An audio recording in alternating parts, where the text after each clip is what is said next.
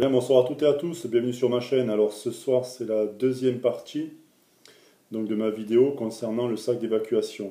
Alors en fait je vais revenir sur certains points que j'ai évoqués auparavant et évidemment en rajouter d'autres. Il faut d'abord m'excuser parce qu'en fait mes vidéos sont faites en direct. Je n'ai pas de moyen de faire du montage, ce qui fait que tout est filmé à l'aide soit d'un iPad soit d'un iPhone. Et je n'ai pas d'application dessus pour faire du montage, donc effectivement tout est en direct. Voilà, alors effectivement, j'oublie des choses, ce qui est logique.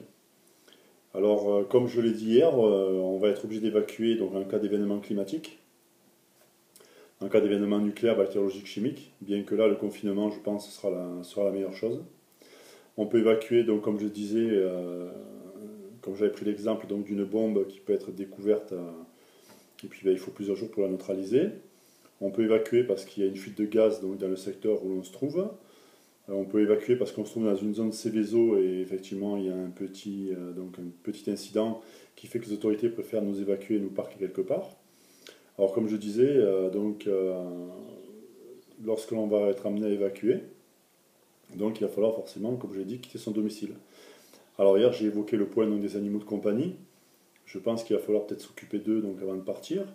Il va falloir aussi s'occuper de nos valeurs, parce que je suppose quand même que chez nous, on peut très bien avoir des objets de valeur, que ce soit des bijoux ou autres, que ce soit vous ou, comme je disais auparavant, votre compagne ou votre épouse, ou même vos enfants, peuvent très bien avoir des objets de valeur, et ces objets de valeur-là, il va falloir les amener.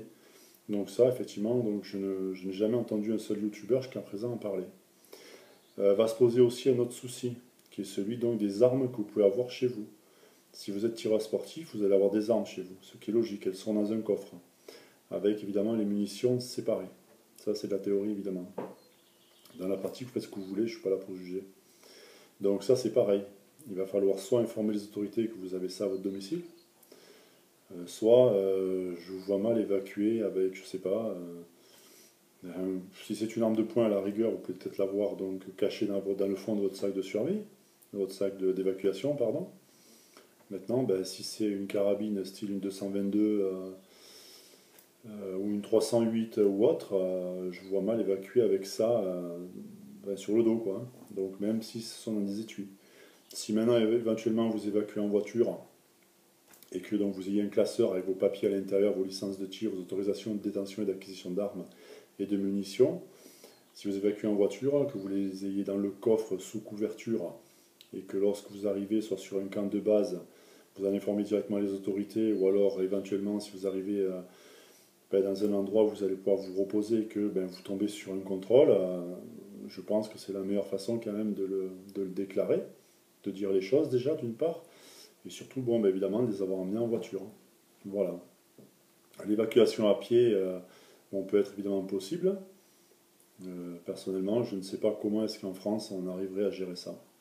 Alors il y a eu des endroits où il y a eu des tempêtes, où on a évacué les gens parce qu'il y avait des risques, des dangers, concernant des pylônes électriques, concernant des risques de chute d'arbres sur des toits de maison, ou carrément des arbres qui sont tombés sur les maisons, et il a bien fallu que les gens évacuent leur domicile pour aller autre part.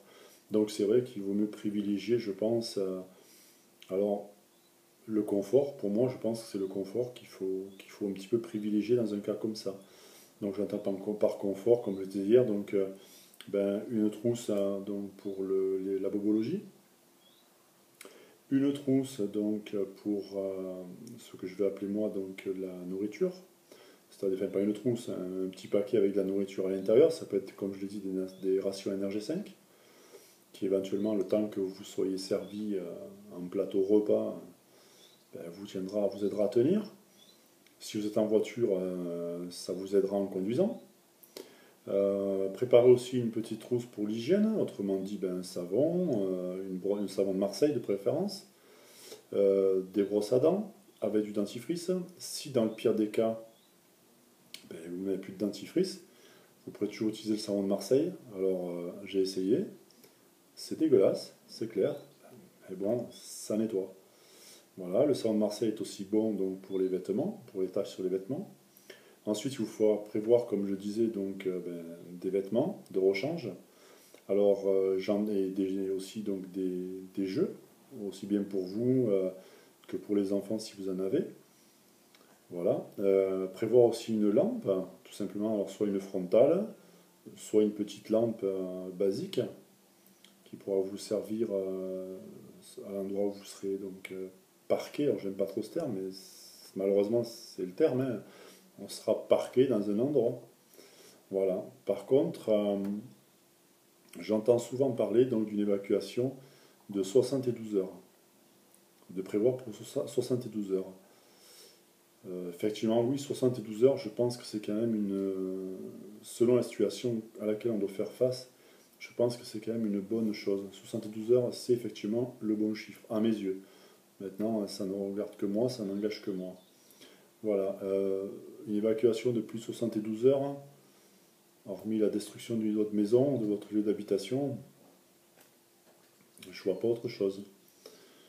Il faut quand même savoir qu'on est en France. On est dans un pays entre guillemets dit civilisé. Alors je dis bien dit civilisé, puisque bon, il y a quand même des incivilités au jour le jour. Dans un cas comme ça, les gens deviennent agressifs. À titre d'exemple, pour ceux qui sont dans ma tranche d'âge, vous devez vous rappeler que ce qui s'est passé pendant la guerre du Golfe. Alors moi, je peux vous dire que pendant la guerre du Golfe, j'étais en Mende, une toute petite ville, hein, enfin, petite ville, plus ou moins, on va dire. Ça a été la ruée dans les magasins d'alimentation. On ne trouvait plus d'huile, on ne trouvait plus de sucre, on ne trouvait plus de farine, on ne trouvait plus de sel. Voilà, tous les produits entre guillemets dits de première nécessité avaient disparu. Donc j'en rigole encore, mais je peux vous dire que peut-être éventuellement il y en a encore qui doivent utiliser leur stock, hein. Parce que pour vider les réserves d'un magasin entier, je vous garantis qu'il y a eu du déplacement. Il y avait des queues donc au niveau des caisses. Moi, je peux vous informer que je n'ai absolument rien fait. Avec mes parents, nous n'avons absolument rien fait, car on savait très bien que ce qui se passait et ce qui pouvait se passer. Voilà. Donc, on a eu tout à fait raison de ne rien stocker. On avait déjà le strict minimum, hein, et on est allé acheter ce qu'on trouvait au fur et à mesure, hein, et ça a été très vite, hein, et ça s'est très bien passé. On a eu affaire entre guillemets à une guerre éclair, si on peut dire. Voilà. Donc il faut savoir que les gens dans ce système d'évacuation-là, vous ne les reconnaîtrez pas. Voilà. Alors ensuite, je voudrais aussi revenir sur le fait que vous pouvez très bien avoir donc, vos parents à votre charge, donc il va falloir quand même les emmener. Je les vois mal prendre leurs affaires dans un sac à dos, pêcheur, et selon leur âge, se déplacer. Donc je privilégie excusez-moi, le déplacement en voiture. Vous pouvez avoir aussi une sœur, un petit frère, ou je ne sais pas. Et il va bien falloir donc l'évacuer, donc il va falloir prévoir pour lui aussi, et pour eux aussi. Voilà.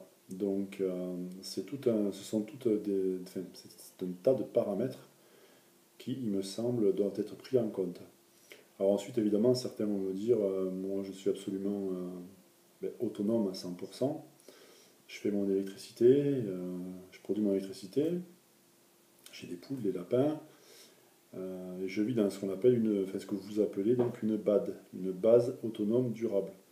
Personnellement, je ne savais absolument pas ce que c'était jusqu'à que je regarde sur YouTube. Mais donc effectivement, il faut savoir qu'il existe effectivement ces BAD. Alors, je vous invite à regarder sur YouTube à quoi cela correspond. Alors à moins que vous connaissiez quelqu'un qui a une BAD et qui est prêt effectivement à vous accueillir, en cas d'évacuation, mais vous allez vous retrouver avec d'autres personnes, ça peut être vos voisins, comme un tas d'inconnus, et là vous verrez vraiment la mentalité des gens. Voilà. Donc ensuite, moi personnellement, je sais que si je devais évacuer pour une courte durée, c'est pas évident de par ma profession, mais si je devais dans le pire des cas évacuer, j'irais au niveau des autorités.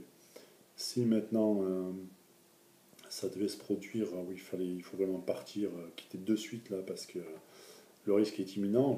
Comme je disais hier, hein, je suis à moins de 100 km, enfin 150, ouais, 100 à 150 km de deux centrales nucléaires. Voilà. Je suis à moins de 15 km d'une usine chimique. Si je dois dégager rapide, je prends ce que je peux, donc notamment mon seuil d'évacuation que je compte faire, évidemment. Je mettrai ça dans la voiture, je récupérerai mes animaux, ma femme, les enfants, et basta, on partira donc en Ardèche. Voilà, on ira évidemment chez mes parents, en haute montagne, ce qui fait que bon, ben, on verra, on pourra voir les choses venir. Voilà. Ensuite, ben, écoutez, concernant le sac d'évacuation, je pense aussi qu'on peut rajouter donc un duvet, un bon duvet, parce que les couvertures orange et vertes qu'on se met dessus sur les lits ça gratte. Voilà. Euh, Il y a tout un tas après de petites choses que vous aurez envie d'avoir avec vous. Ça peut être des photos de vos proches, ça peut être un bijou qui vous est cher. Voilà, ben vous l'aurez avec vous, pensez simplement à le prendre. Voilà, donc en espérant que cette vidéo vous ait plu, puis n'hésitez pas à me laisser un commentaire parce que je pense qu'il y a matière à discuter. Alors, dès que j'aurai fait mon sac d'évacuation, que j'aurai bien réfléchi ce que je veux y mettre dedans, ben à ce moment-là, je vous le présenterai. Voilà, en espérant que cette vidéo vous ait plu, puis je vous dis à bientôt. Merci.